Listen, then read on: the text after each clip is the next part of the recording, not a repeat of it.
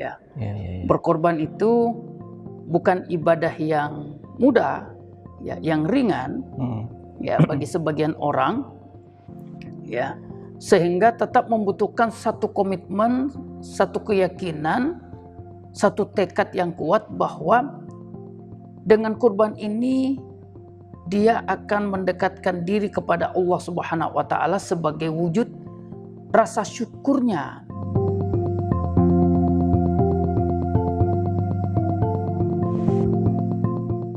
Assalamualaikum warahmatullahi wabarakatuh. Waalaikumsalam. Pemirsa BMH TV dimanapun Anda berada, berjumpa kembali dengan saya Melki Satria. Dan pada kali ini kita semua tahu bahwa kita akan memasuki yang namanya Idul Adha atau Idul Kurban. Tentunya Sobat BMH TV juga ada yang bertanya-tanya atau penasaran atau ingin mendalami tentang kurban itu sendiri. Maka kita sudah kedatangan seseorang, ya, Ustadz. Beliau adalah Dewan Pengawas Syariah dari Baitul Mal Hidayatullah. Ada Ustadz Nasbi Arsyad. Masya Allah, beliau ini menyempatkan waktu di tengah-tengah kesibukan dan alhamdulillah kita bisa bertemu pada kesempatan hari ini. Nah Ustadz, kita beberapa waktu yang lalu kita sudah mengumpulkan beberapa pertanyaan dari orang-orang yang penasaran atau ingin mendalami tentang kurban. Makanya kita mengadakan segmen Q&A bersama Ustadz Nasbi di sini, gitu ya. Barakallahu fikum. Tapi sebelum kita bertanya-tanya tentang kurban ya Ustadz sekarang ini sedang ada kesibukan apa? Ya, bismillah, salatu wassalamu ala rasulillah, wa ba'd. Saat ini di samping sebagai salah satu Dewan Pengawas Syariah BMH, saya juga di internal Hidayatullah bertindak atau diamanahi sebagai anggota Dewan Murabbi Pusat dan juga diamanahi sebagai pembina dan pengawas di beberapa pondok pesantren Hidayatullah se-Indonesia. Masya Allah, baik, alhamdulillah Ustadz ya. Alhamdulillah. Ini amanah yang sangat, ya bisa dibilang berat ya Ustadz ya. Sangat berat. Sangat berat. Tapi alhamdulillah beliau sudah ada di sini dan kita langsung aja nih Ustadz. Ada yang bertanya nih, mungkin dari yang awal dulu ya Ustadz ya. Tafadhol. Karena kita kalau ditanya, saya pernah mengadakan survei Ustadz di tengah-tengah masyarakat bertanya tentang kurban. Dan rata-rata jawaban mereka ya hanya sebatas pemotongan hewan kurban, sapi, kambing, domba, atau ya kita merayakan Idul Adha. Sebenarnya apakah hanya sebatas itu saja atau kurban ini ada makna lain di dalamnya Ustadz? Monggo Ustadz. Ya, baik. Ungkapan atau pepatah Indonesia mengatakan bahwa tak kenal maka tak sayang maka tak cinta. Ya. Hal ini mungkin bisa berlaku untuk ibadah kurban, di mana pemahaman yang utuh, yang mendalam tentang hakikat kurban itu akan memotivasi lebih besar keinginan untuk melakukan ibadah kurban. Ya. Kita tahu bahwa potensi umat Islam secara khusus kalangan menengahnya yang notabene mampu berkorban itu sangat besar, ya. Sehingga memahami hakikat kurban ini sangat prinsip bagi seorang muslim agar motivasi dorongan untuk berkorban itu bisa menjadi lebih besar. Ya. Ya. Karena kalau hanya memahami kurban sebatas ritualnya semata itu tidak salah, tapi tidak akan mengantarkan kita pada tujuan inti hakikat dari kurban itu sendiri. Ya, kita pahami bahwa kurban itu adalah satu ibadah yang memiliki dua dimensi. Pertama dimensi individu, yang kedua dimensi sosial. Dimensi individu itu adalah dengan kurban atau lewat kurban seseorang mendekatkan dirinya kepada Allah Subhanahu wa Ta'ala. Ya. Ya. Berkorban itu bukan ibadah yang mudah, ya, yang ringan, ya, bagi sebagian orang, ya, sehingga tetap membutuhkan satu komitmen, satu keyakinan, satu tekad yang kuat bahwa dengan kurban ini dia akan mendekatkan diri kepada Allah Subhanahu wa taala sebagai wujud rasa syukurnya akan kebaikan-kebaikan dan nikmat-nikmat Allah yang dia telah terima, bukan sekedar dari sejak lahir, tapi ketika dia masih ada dalam rahim ibunya, nikmat itu sudah Allah berikan kepadanya. Maka salah satu wujud bersyukurnya adalah lewat penyembelihan hewan kurban. Hewan kurban, ya. Itu secara individu. Secara kolektif, ya, sosial kolektif, maka hewan kurban ini adalah upaya untuk menumbuhkan empati, ya, menumbuhkan rasa, orang mengatakan tepo seliro, ya, kebersamaan, kepedulian, Iya. membangun soliditas di antara umat Islam, ya, antara yang memberi dan yang diberi, terbangun rasa persaudaraan, terbangun rasa cinta, dan hal-hal seperti inilah, ya, yang diinginkan oleh agama kita dari disyariatkannya penyembelihan hewan kurban tersebut. Masya Allah. Nah, itulah di antara hakikat, ya, di antara, ya, bukan hanya ini, tapi di antara hakikat daripada pensyariatan kurban itu sendiri.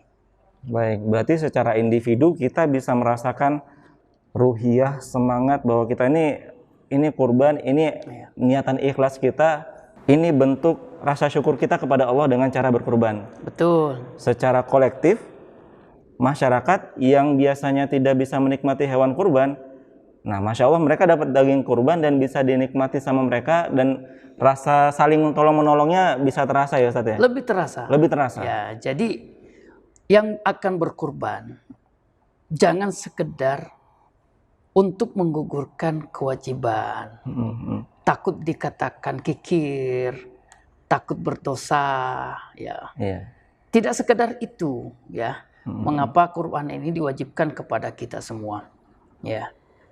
Tapi kurban itu akan mengantarkan kita pada satu titik hati di mana Allah Subhanahu wa taala kita yakini telah berbuat begitu baik kepada kita, maka kita ingin menunjukkan rasa terima kasih kita sebagai makhluk yang beretika, makhluk yang menjaga nilai, ya, kesantunannya kepada Allah Subhanahu wa taala.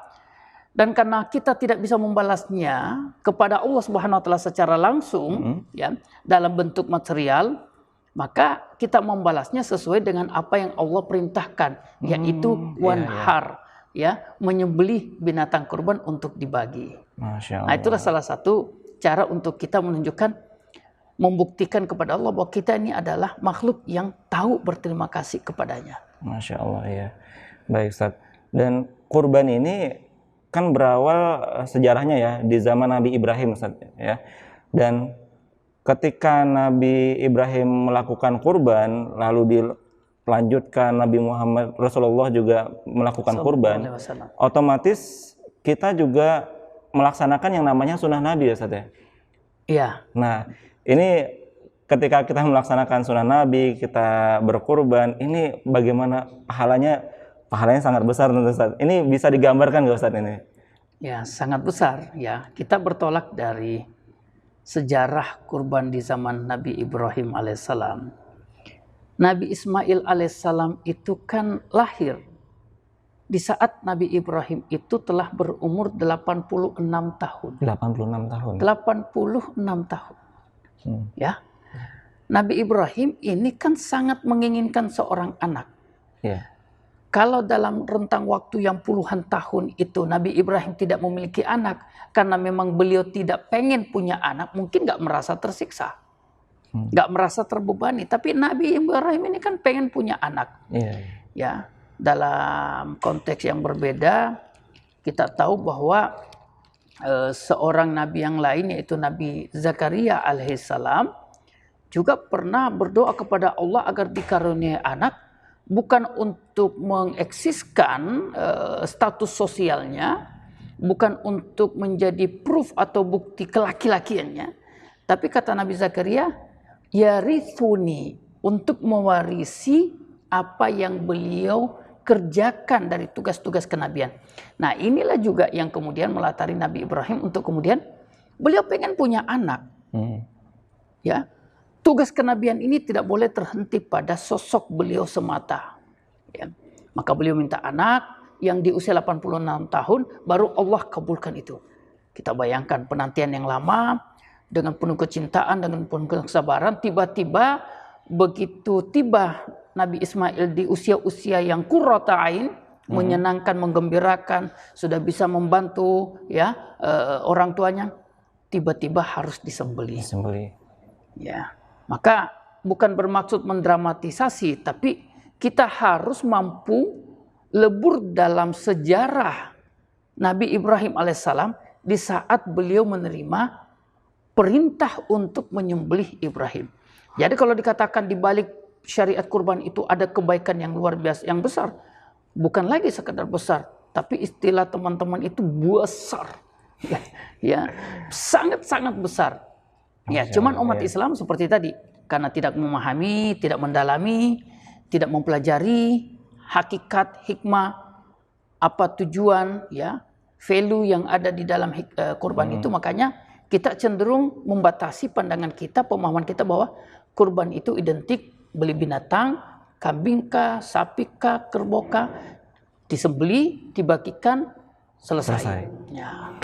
Ya, sangat disayangkan kalau kita hanya memahami seperti itu. Masya Allah. Jadi kita bisa mempelajari dari kenapa kurban itu ada, sejarahnya itu sangat dalam ya Ustaz ya. Kalau kita mau mengkaji bagaimana pengorbanan Nabi Ibrahim ya. Betul. Masya Allah. Penutup segmen ini Ustaz. Nah, ada mungkin di antara pemirsa BMA TV, bukan mungkin ya, pasti ada yang pengen banget berkurban karena mereka memahami bagaimana pentingnya pentingnya kita untuk berkurban. Nah, kalau tidak ada uang nih Ustaz, karena kan kita mau berkurban perlu uang juga nih Ustaz ya. Tapi mau berkurban, solusinya bagaimana Ustaz? Tidak ada uang, pengen berkurban, solusinya bagaimana? Ya, sangat disyukuri kalau umat Islam banyak yang keinginannya untuk berkurban. Meskipun memang antara kemauan dengan kemampuan itu belum linear. Nah, maka ada beberapa solusi. Yang pertama, ya nanti mungkin akan kita bahas juga tentang hukum berutang, ya, agar bisa berkurban. Itu bisa menjadi solusi bagi yang membolehkannya. Lalu kemudian beberapa lembaga amil zakat itu, ya seperti Baitul Mal Hidayatullah atau BMH, kalau tidak khilaf memiliki program sedekah daging kurban. Ya, ini bukan berkurban sebenarnya, sedekah, tapi mengambil spirit, mengambil kegembiraan dari momen berkurban itu. Baik. Ada sebuah kaidah berkata, "Ma yudraku kulluhu la yutraku kulluhu." Apa yang tidak bisa ditunaikan secara utuh, ya jangan ditinggalkan secara utuh juga. Ya, misalnya kita hanya bisa mengambil dan melakukannya 10%, 20%. Ya, itu bisa misalnya dengan mengambil spirit kurban dengan bersedekah daging di musim Idul Adha. Ya. Sebenarnya sama saja bersedekah di musim lain, tapi mengambil spirit dan semangatnya, mengambil beberapa penggalan dari kegembiraan orang yang mampu berkurban. Tapi karena kita nggak mampu berkurban 1 ekor atau 1/7, maka kita mengambil spiritnya sedikit. Ya, kalau nggak bisa sama sekali, ya nggak apa-apa, 10%, 20% daripada semangat berkurban itu. Nah, itu kalau tidak khilaf di beberapa lembaga amil zakat seperti BMH punya program sedekah daging kurban. Ya, seperti itu bisa ditempuh, seperti itu insya Allah. Yang penting kita punya spiritnya dan kita berikhtiar untuk meskipun itu tidak disebut juga dengan berkurban, tapi setidaknya mengambil spirit berkurban, dan kemudian hal seperti itu bisa menjadi doa kepada Allah. Mudah-mudahan kalau di tahun ini kita baru sebatas membeli daging beberapa kilo dengan spirit ingin berbagi, mudah-mudahan di tahun-tahun berikutnya atau di tahun berikutnya Allah wujudkan keinginan tersebut. Masya Allah. Baik, terima kasih banyak Ustadz. Wallahualam. Ya, Masya Allah. Sama-sama. Pemirsa BMA TV, itu dia beberapa pertanyaan yang disampaikan kepada kami. Dan bagi pemirsa BMA TV yang ingin bertanya-tanya tentang kurban, boleh tinggalkan pertanyaannya di kolom komentar YouTube ini ya. Jadi mudah-mudahan bisa dijawab juga nanti oleh ustadznya. Dan jangan lupa bagi pemirsa juga yang belum subscribe channel ini, jangan lupa di subscribe, di like, di komen, dan juga share video ini, dan mudah-mudahan bisa menambah keberkahan, menambah pengetahuan, dan jadi amal jariah dari sahabat semuanya. Saya Melki Satria dan Ustadz Naspi Arsyad, kami undur diri. Bila taufiq wal hidayah, wassalamualaikum warahmatullahi wabarakatuh.